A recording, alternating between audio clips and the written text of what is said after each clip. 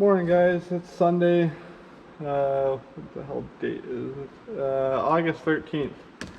So yesterday, my wife had to go down about an hour away from our house, and when she got down there, luckily she got to where she needed to be, but her truck died on her.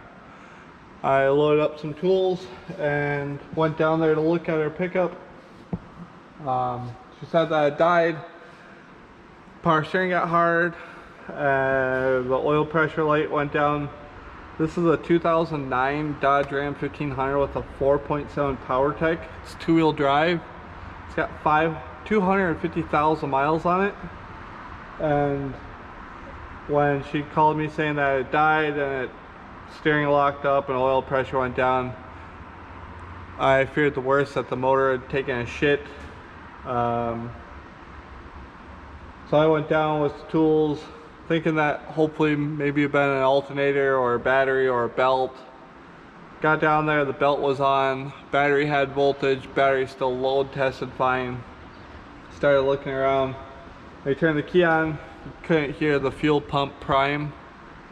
When you push in the Schrader valve on the fuel rail, you get very low fuel coming out of it, and it wouldn't run. Fuse was good. Apparently, after reading some forums, the goddamn fuel pump relays built into the fuse panel circuit board.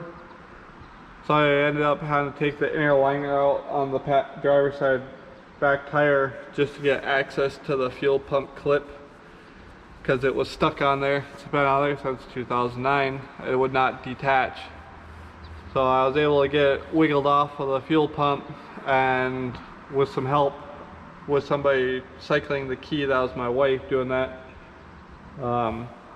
There's a dark blue wire with an orange stripe. That's your power wire. It sends power for just a couple seconds and then it turns off. That was getting power. Have good ground. When I unplugged it, my fuel gauge went from half a tank to nothing. And we just put $50 worth of fuel in their tank so she could go down to this place. So the fuel pump took a shit. So we're gonna put a fuel pump in it. This will be my first fuel pump on a pickup. I normally work on semi-trucks, but it can't be that hard.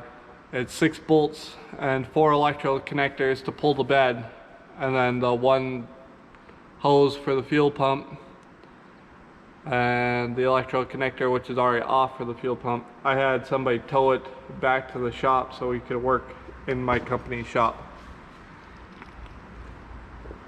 So here we go.